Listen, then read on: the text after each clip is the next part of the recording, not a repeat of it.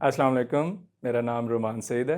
I am a chartered accountant by profession और basically मैंने अपने आर्टिकल्स पीडब्ल्यूसी पाकिस्तान से किए हैं और उसके बाद मैं अपनी फर्म चला रहा हूँ under the name RK and co chartered accountants since the past 4 years। So basically इस वीडियो मैसेज के थ्रू मैं अपने ऑडियंस को ये बताना चाहता हूँ कि आपने अपने आर्टिकलशिप के दौरान अपने टाइम को कैसे मैनेज करना है ताकि आप इफ़ेक्टिवली अपनी क्वालिफ़िकेशन भी कंप्लीट कर सकें and in the same time आप इनफ एक्सपीरियंस और एक्सपोज़र ले सकें कि जो आपको आपकी फ्यूचर जर्नी में हेल्प करे। तो सबसे पहले तो आपके लिए बहुत इम्पोर्टेंट बात ये है कि आपने अपने डिसिप्लिन को ज़रूर मेंटेन रखना है कि इट्स वेरी इंपॉर्टेंट कि आपने जो बकेट्स ऑफ योर टाइम जिस चीज़ के लिए स्पेसिफाई किए हैं, आप वो काम उसी टाइम में करें और हत्तुल इम्कान कोशिश करें जब तक चीज़ें आपके कंट्रोल में हैं कि आप उसको उसी टाइम पे करें।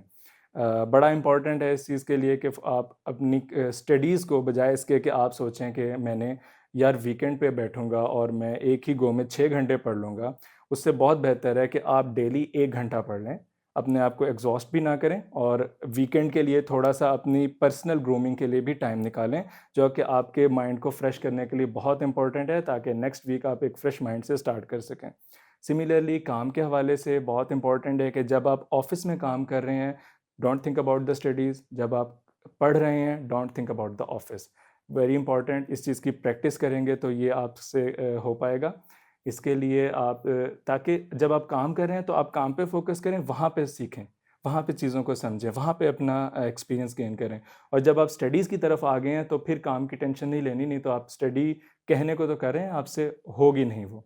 तो ये चीज़ बड़ा इंपॉर्टेंट है, अगर आप इस चीज़ को फ़ॉलो करते हैं तो इंशाल्लाह within articles there are high chances कि आप क्वालिफ़ाई कर जाएँगे। और एक बहुत बड़ी मिथ है जिससे आपने अपने आप को बचा के रखना है, आईकैप किसी का दुश्मन नहीं है, ठीक है? ये आईकैप की तरफ से स्पॉन्सर्ड वीडियो भी नहीं है, मैं आपको अपनी पर्सनल राय बता रहा हूँ कि आईकैप किसी का दुश्मन नहीं है, आईकैप बिल्कुल पास करता है। अगर आपने एग्ज़ाम दिया है सही तरीके से, जो क्वेश्चन था उसका सही आंसर किया है, तो यकीनन आईकैप आपको क्वालिफ़ाई करेगा, आपको पास करेगा।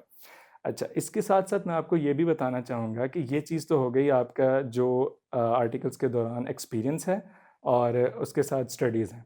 इसके साथ मैं आपको एक चीज़ बहुत इम्पोर्टेंट कहना चाहूँगा जो कि मैं as a partner of firm feel करता हूँ कि जब मेरे पास स्टूडेंट्स आते हैं इंटरव्यू देने के लिए, उनसे एक बड़ा कॉमन क्वेश्चन मैं पूछता हूँ, where do you see yourself in like 5 to 10 years?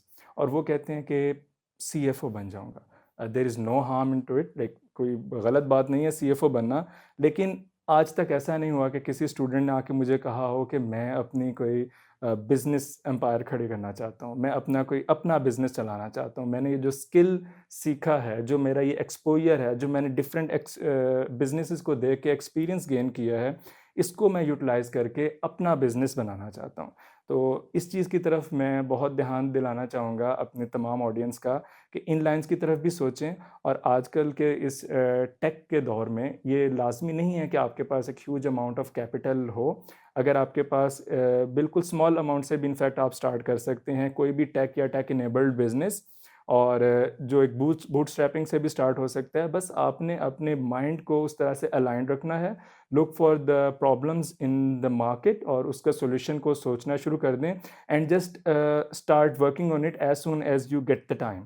और उसके ऊपर बहुत इम्पोर्टेंट है कि ये चीज़ ज़हन में रखें, अगर एक स्टार्टअप फेल हो गया तो that does not mean you are not a good entrepreneur.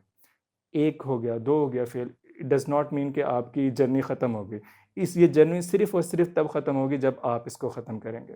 तो इस चीज़ को लाज़मी ज़हन में रखें। उसके अलावा डिसिप्लिन को नहीं छोड़िएगा। और डिसिप्लिन के लिए एक बहुत अच्छी टिप जो मुझे जिस चीज़ ने फ़ायदा दिया वो ये है कि अगर आप अपने टाइम को मैनेज नहीं कर पा रहे, आपको नहीं समझ आ रहा मैंने कौन-सा घंटा किस काम के लिए एलोकेट करना है। अब नाउ दैट वी नो कि मैंने 3-4 डिफरेंट एंगल्स पे सोचना है। तो इसके लिए बहुत एक ईज़ी तरीका है जो कि अगर हम फ़ॉलो कर लें, दैट इज़ कि अगर आप अपनी जो दिन की 5 नमाज़ें हैं, उनसे चीज़ों को लेकर चलें कि लाइक फजर से काम स्टार्ट होता है, तो मेरा उस टाइम पे सबसे ज़्यादा शार्प ब्रेन होता है, ये साइंटिफिकली प्रूवन फैक्ट है। आप उस टाइम पे अपनी स्टडीज़ और इस तरह के काम करें, उसके बाद ज़ोहर तक मैंने ये करना है, असर के बाद ये करना है, तो इससे इंशाल्लाह आपकी जो एक स्पिरिचुअल जर्नी है, वो भी साथ-साथ चलती रहेगी और इंशाल्लाह you will and up successfully. Thank you.